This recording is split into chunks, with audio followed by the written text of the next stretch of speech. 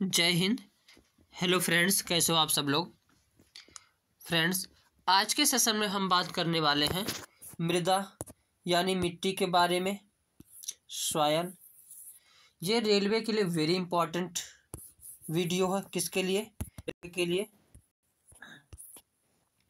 क्योंकि रेलवे से क्वेश्चन जो है, रेलवे में मिट्टी से क्वेश्चन एक जरूर देखने को मिलता है और इसमें हर एक उस पॉइंट को डिस्कस करेंगे जो कभी एग्जाम में पूछे गए हैं या जिसको जरूरी पढ़ाना जरूरी है, यानी जहां से क्वेश्चन 100% श्योर है बनने की जो है उसको कवर करेंगे। अब ये एनटीपीसी, रेलवे एनटीपीसी या रेलवे ग्रुप डी और पीएफ, आरपीएफ, एसआई, कोई भी एग्जाम हो सभी के लिए सफिशिएंट होने वाला है। तो चलते हैं, देखते हैं मृदा यानी मिट्टी।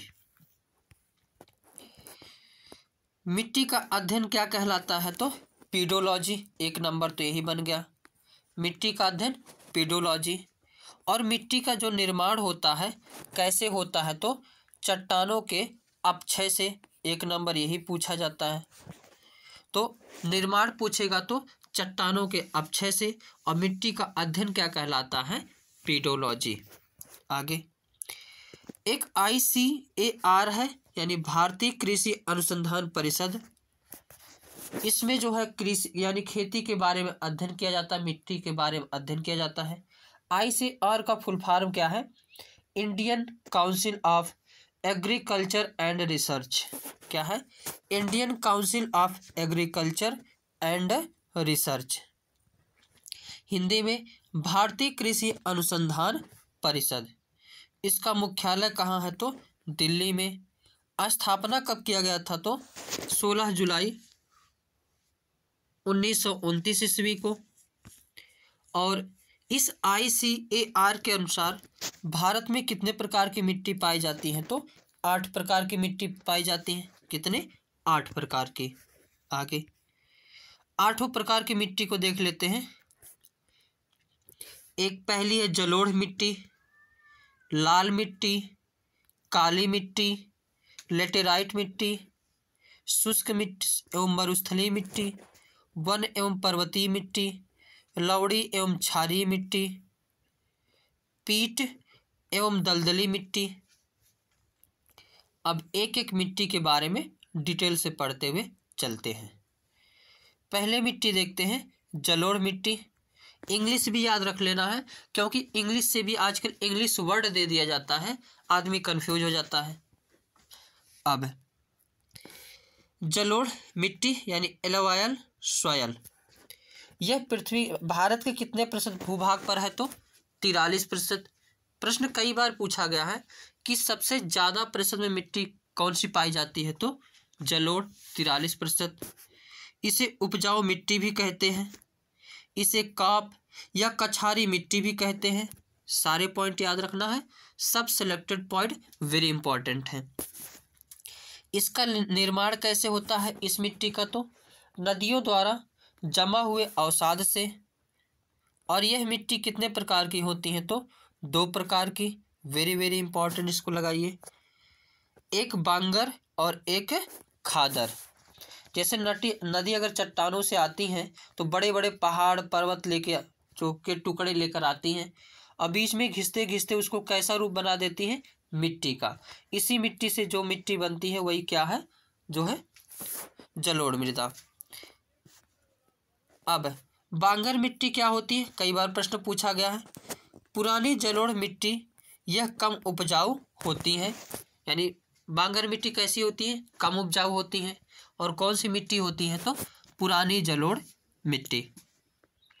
खांदर क्या है? नई जलोढ़ मिट्टी है। अब अगर नई जलोढ़ मिट्टी है तो उसमें हर चीज़ जो है अच्छी तरह से पाया जाएगा, बहुत अधिक मात्रा में पाया जाएगा। तो इसमें जो है यह कैसी होती है? तो अधिक उपजाऊ होती है।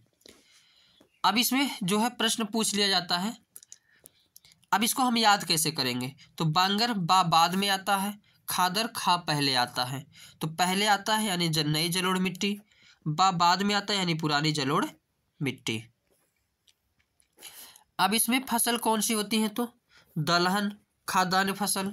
जैसे चावल, गेहूँ, जूट, दालें, गन्ना, ये सभी इस मिट्टी में जो है अच्छी प्रकार से फसल होती हैं।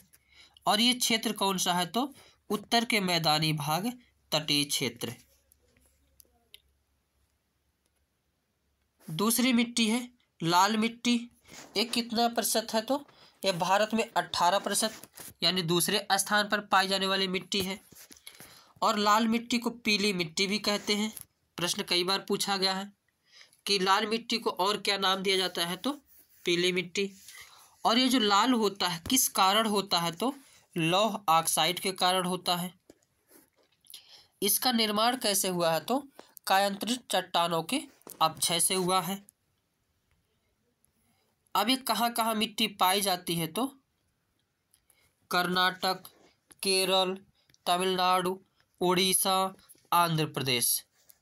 इसमें फसलें कौन कौन सी होती हैं हो सकती हैं तो दाल, गेहूँ, चावल, तंबाकू, तिलहन, कपास, बाजरा और खट्टे फल। इसकी मिट्टी कैसी होती है तो यह अम्लीय मिट्टी होती है। आगे तीसरी मिट्टी काली मिट्टी। इसको वेरी वेरी इंपॉर्टेंट करिए। काली मिट्टी को रेगुर मिट्टी भी कहते हैं। ये मोस्ट इम्पॉर्टेंट, ना जाने कितनी बार पूछा गया है कि रेगुर मिट्टी किसे कहते हैं तो काली मिट्टी को रेगुर मिट्टी भी कहते हैं। इसका निर्माण कैसे होता है तो ज्वालामुखी के लावा से, यानी बेसाल्ट चट्टानों के अपक्षय से होता है। इसके अन्य नाम वेरी वेरी इंपॉर्टेंट है। कपासी मिट्टी भी कहते हैं क्योंकि इसमें कपास अच्छी तरह से होता है। इसे लावा मिट्टी कहते हैं क्योंकि लावा से निर्मित है। इसे रेंगुर मिट्टी भी कहते हैं।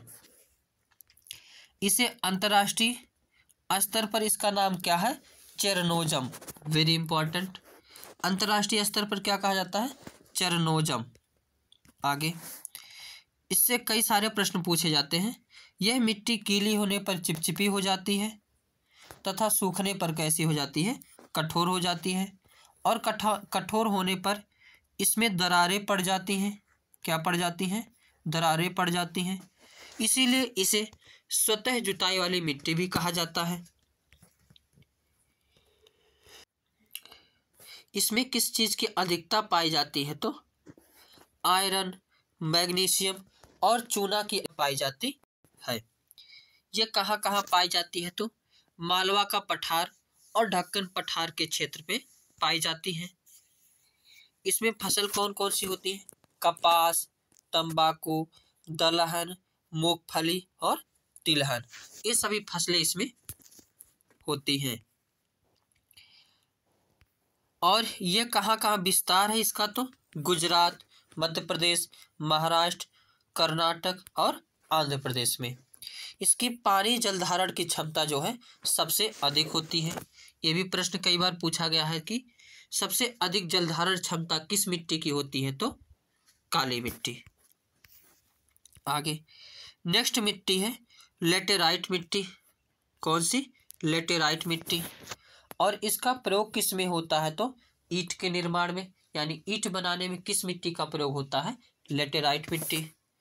और इसका निर्माण कैसे होता है तो अधिक तापमान और अधिक वर्षा के कारण जो है इस मिट्टी का निर्माण होता है। क्योंकि इसमें अधिक तापमान से इसका रंग लाल हो जाता है और यह जो है अधिक वर्षा के कारण इस निछालन द्वारा इसकी मिट्टी जो है नीचे चली जाती है।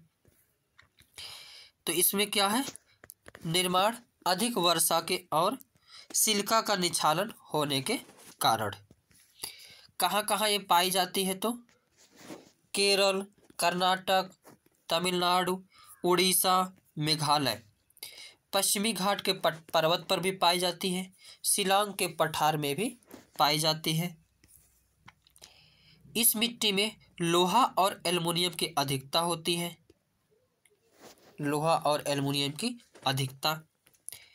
पांचवी मिट्टी देखते हैं शुष्क एवं मरुस्थलीय मिट्टी। शुष्क एवं मरुस्थलीय मिट्टी, यानी नाम से ही लग रहा मरुस्थल वाला एरिया में जहाँ ज़्यादा पेड़ पौधे नहीं होते हैं। कम वर्षा वाले स्थान पर ये मिट्टी कहाँ पाई जाती है जहाँ कम वर्षा होती है वहाँ पाई जाती है। इसमें जो है बालू की अधिकता होती है। किसकी अधिकता? बालू की अधिकता होती है। और ये कहाँ कहाँ पाई जाती है? तो गुजरात, राजस्थान, हरियाणा और पंजाब के क्षेत्र में पाई जाती है। इसमें फसल कौन कौन सी पैदा होती है? तो सरसों, ज्वार और बाजरा। 6वें नंबर की मिट्टी है वन एवं पर्वतीय मिट्टी। कौन सी? वन एवं पर्वतीय मिट्टी। ये कहाँ पाई जाती है? तो हिमालय, पश्चिमी घाट एवं पूर्वी घाट में ये मिट्टी पाई जाती है। इसमें ह्यूमस की क्या होती है? अधिकता होती है।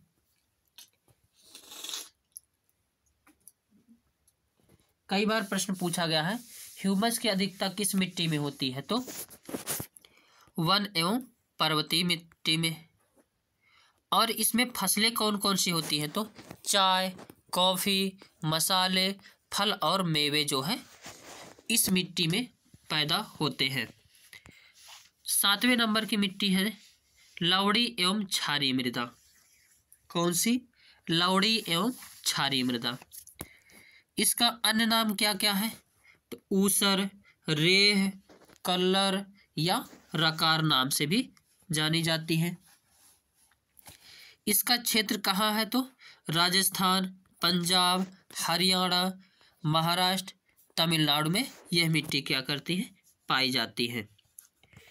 इसके उपचार में कौन सी फसल बोई जाती है? तो गन्ना, धान और बरसेम। आज के की जो मिट्टी का अंतिम मिट्टी है पीट एवं दलदली मिट्टी। कौन सी? पीट एवं दलदली मिट्टी। इसका निर्माण कैसे होता है? अत्यधिक आर्द्रता स्थान पर इस मिट्टी का निर्माण होता है, जहाँ कई हमेशा जो है पानी भरा ही रहता है, कभी पानी सूखता नहीं है।